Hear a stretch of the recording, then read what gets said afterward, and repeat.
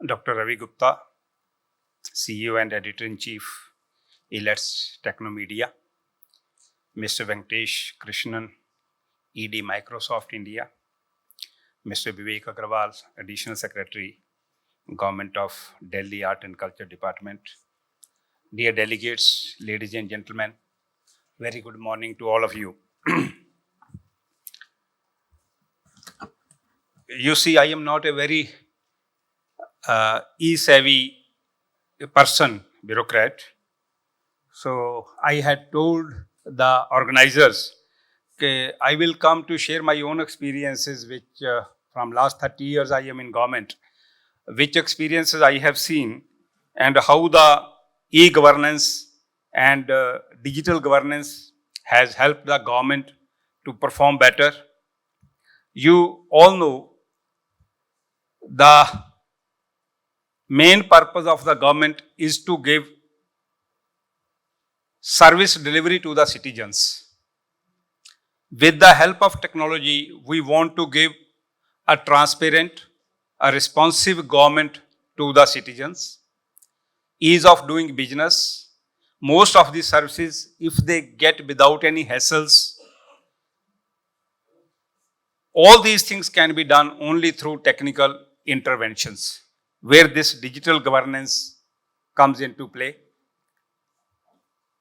My own experiences, which I would like to share with you. I worked as a DIG Tihar prisons from 2006 to 2010. In those years, we had two technical interventions.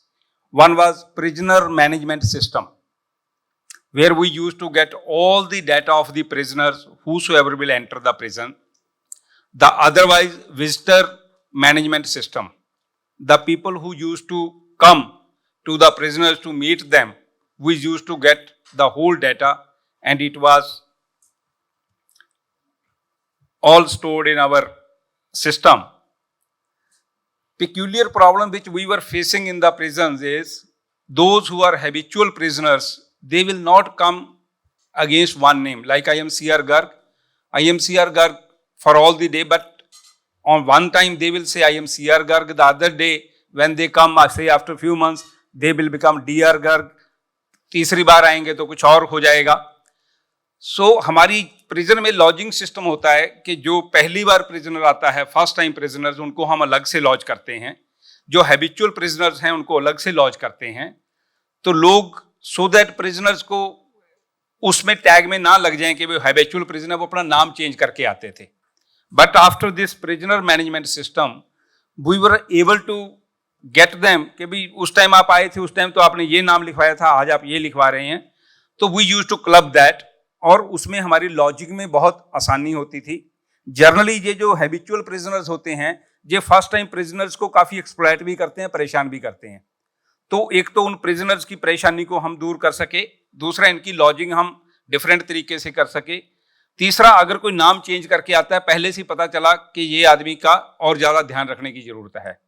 So this is how prisoner management system हमें prisoners की better तरीके से manage करने में help किया. Similarly जो visitors आते थे, लाइक लोग ड्रग्स में अंदर बंद होके आते हैं, जो ड्रग्स में डील करते हैं, जनरली उनके विजिटर जो होते हैं वो भी ऐसी लोग होते हैं जिनको उनके साथ कुछ ना कुछ लिंक रहता है ड्रग्स में.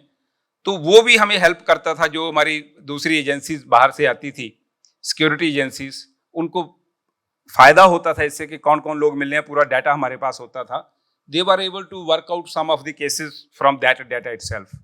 सो this is how technology used to help us in prison management as well as the other security agencies, कि वो कैसे इस डाटा को यूज कर पाते हैं. Similarly when I was district magistrate in Delhi, we started e-sub registrar offices in Delhi. You all know, पहले क्या होता था कि लोग रजिस्ट्रेशन करवाने के लिए आ रहे हैं तो टाउट वहाँ पर घूम रहे हैं खूब सारे, उनको ये नहीं पता उनका रजिस्ट्रेशन कब होगा कब नहीं होगा. जब हमने अपना ई-सब रजिस्ट्रार ऑफिस शुरू किया, इस ऐप के थ्रू लोगों ने अपना टाइम ले लिया, एक पर्टिकुलर स्लॉट, टाइम स्लॉट मिल गया. हमें भी मालूम है कि दिस पर्सन विल कम. वो और विटनेसेस, परचेजर और सेलर, हम सिर्फ 4 लोगों को अंदर अलाउ करते थे. जस्ट लाइक जैसे इस कमरे में बैठे हैं इस टाइप का हमने एटमॉस्फेयर अंदर दिया उनको, जो सब रजिस्ट्रार ऑफिसेज थे, जैसे आप लोगों ने पासपोर्ट का देखा होगा, सेम एक्सपीरियंस हम लोगों ने उनको दिया। It was only possible because of this technical interventions. और रजिस्ट्रेशन में लोगों को जो पहले टाइम भी ज़्यादा लगता था, रजिस्ट्रेशन होने के बाद भी कई कई दिन तक उनको पेपर नहीं मिलते थे। हमारी कोशिश होती थी सेम डे नहीं तो नेक्स्ट डे उनको कम से कम पेपर रजिस्टर होके कॉपी मिल जाए। तो इतना ज़्यादा उसमें सिंप्लीफिकेशन और कन्वीनियंट हो गया पब्लिक के लिए। It was again because of technical interventions. The same thing, मैं अभी पिछले 4 साल गोवा में था, I was law secretary there. वहाँ भी हम लोगों ने ये रजिस्ट्रेशन का जो था उसको ऑनलाइन शुरू किया। वहाँ तो एवरीथिंग स्टार्टिंग फ्रॉम जब से वो अप्लाई करेगा कि मुझे रजिस्ट्रेशन करना है, till payment is also made online, everything is online. उसको सिर्फ जाके लास्ट वाले दिन जब रजिस्ट्रेशन करना है वहाँ उसको अपना बायोमेट्रिक डेटा देने के लिए जाना होता है, बाकी everything is online and it has streamlined.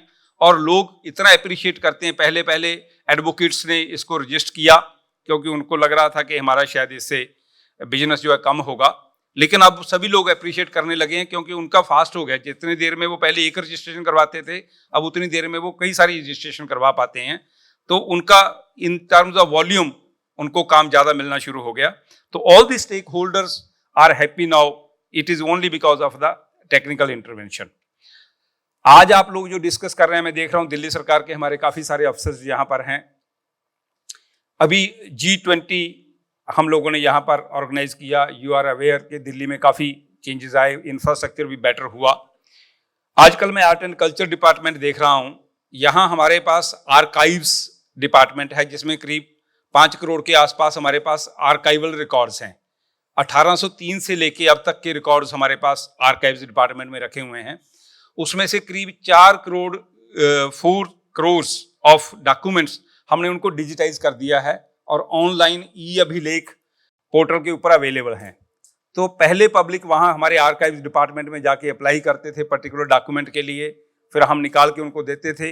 अब वो बाय क्लिक ऑफ माउस वो अपना डॉक्यूमेंट जो होता है उसको देख लेते हैं। वर्ल्ड ओवर लोगों ने इस चीज़ को अप्रिशिएट किया है। शायद ये दिल्ली में ही नहीं, पूरे हिंदुस्तान में ऐसा प्रोजेक्ट है जिसमें इतने बड़े आर्काइवल रिकॉर्ड्स को हम लोगों ने ऑनलाइन डाला हुआ है पब्लिक की उसके लिए सहूलियत के लिए। This is the purpose of government कि कैसे हम लोगों को घर बैठे सर्विस दे सकें। जो सरकार की सर्विसेज हैं, जैसे आप लोगों ने देखा होगा बहुत सारी सर्विसेज हमने होम डिलीवरी कर दिया दिल्ली गवर्नमेंट में। आपके ड्राइविंग लाइसेंसेस और रेवेन्यू में बहुत सारे सर्टिफिकेट्स हम लोग इशू करते हैं, वो सारे ऑनलाइन होने शुरू हो गए। लोगों को घर बैठे बैठाए वो सर्टिफिकेट मिल जाते हैं, लाइसेंसेस मिल जाते हैं, जो पहले रियली ये डिफिकल्ट काम होता था जब भी लोग सरकारी दफ्तरों में जाते थे। तो इन सब चीज़ों के लिए आप आज जो आप आर्टिफिशियल इंटेलिजेंस की बात कर रहे हैं, फॉर एग्जांपल ट्रैफिक मैनेजमेंट में आर्टिफिशियल इंटेलिजेंस के अलावा और कोई रास्ता नहीं है हम ट्रैफिक लोगों को मैनेज कर सकें। इतना ज़्यादा वॉल्यूम दिल्ली में है, सिर्फ टेक्नोलॉजिकल इंटरवेंशंस के साथ ही हम लोग उसको यू कैन से कैरी कर सकते हैं। इंडिविजुअली शायद ये पॉसिबल नहीं है, पर्सनली जो इन पर्सन। सो आप लोग जो आज पूरा शाम तक डिस्कस करेंगे, आई विल रिक्वेस्ट, हमारे दिल्ली गवर्नमेंट के अफसर्स भी इसमें हैं, कि देखिए कैसे जो टेक्नोलॉजी आप लोग डिस्कस करेंगे कैसे उससे हम लोग बेटर सर्विस डिलीवरी लोगों को दे सकते हैं, कैसे गवर्नमेंट में उसका यूज़ हम लोग कर सकते हैं, इसके ऊपर आप लोग डिस्कस करेंगे आज। एंड आई एम होपफुल कि इस डिस्कशन के बाद we will be enriched, government of Delhi will be making use of this deliberations. हमारे आईटी डिपार्टमेंट के लोग हैं जो हमारे मार्गदर्शक भी हैं और एडवाइजर्स भी हैं फॉर ऑल आईटी सर्विसेज। उनसे रिक्वेस्ट करूंगा कि जो जो चीज़ें बेस्ट पॉसिबल जहां पर हैं उसको लेके आएँ, सो दैट हम दिल्ली सरकार में उसको अडॉप्ट कर सकें। G20 डिक्लेरेशन में जो हमारे आर्ट एंड कल्चर के लिए एक एक्शन पॉइंट था, वो है कि government will leverage digital technology for protection and promotion of culture and cultural heritage and adopt digital frameworks for development of cultural and creative sectors and industries. तो ये सारे जो एक्शन पॉइंट्स हैं उसको भी पूरा करने में मैं उम्मीद करता हूं कि हेल्पफुल होगी ये जो वर्कशॉप है।